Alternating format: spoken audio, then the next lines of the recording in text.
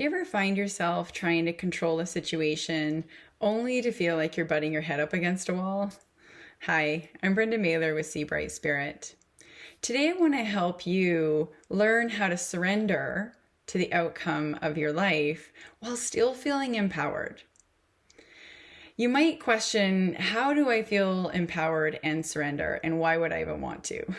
Well, first of all, surrender is really, really important in our lives because if we're constantly trying to control everything, we're going to really feel a lot of frustration because the only thing that we can ever truly control is ourselves.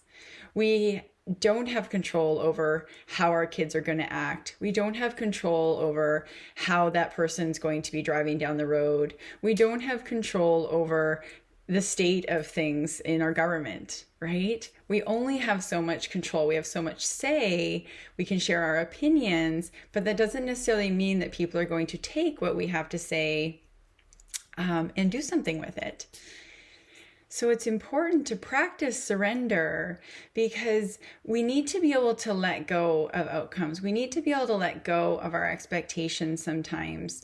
We can always share, and that's where we'll get to in the empowered aspect of this, but we have to be willing to soften. We have to be willing to trust that things are going to happen in a divine way, that things are going to work out okay, that we are always, truly supported by the universe, in my opinion.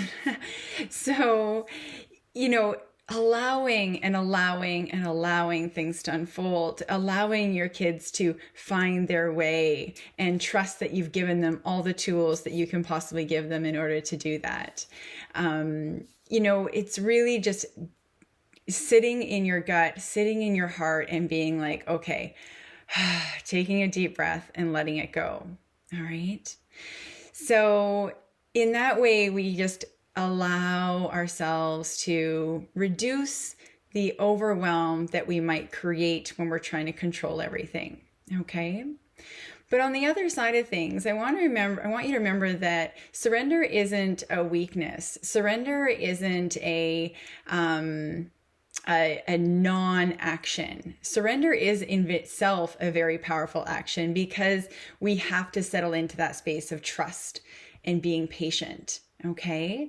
And in that way, we are actually empowering ourselves. We're empowering ourselves to just believe, or empowering ourselves to say, okay, I've done everything I can in this situation. Now I just have to wait. I have to wait on those other people to perhaps follow through.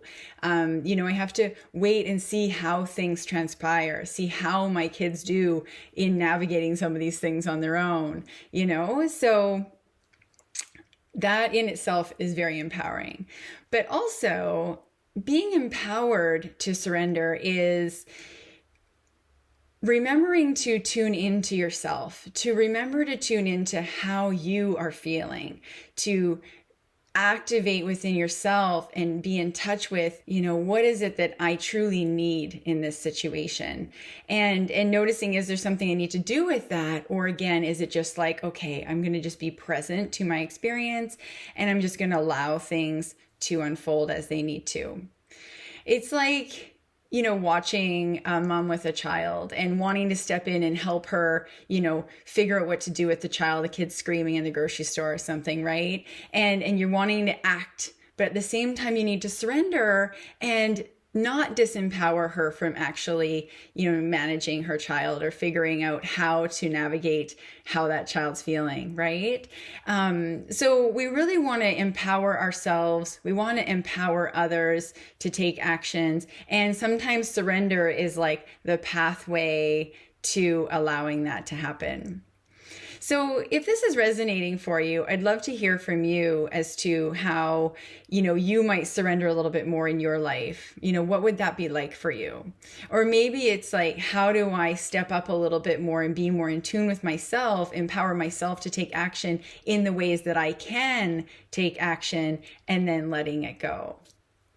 So I hope that this resonates well for you. I hope this perhaps, gets you percolating a little bit on how you might approach some situations in your life. If you'd like to chat about them, please drop me a note.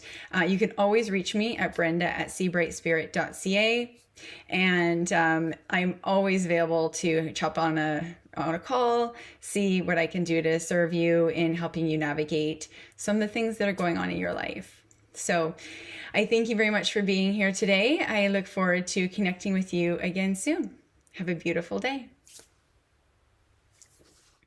If you found this video helpful today, please like it, comment below, maybe share it with your friends or family that could use some support in this way as well, and perhaps subscribe so that we can stay connected more often.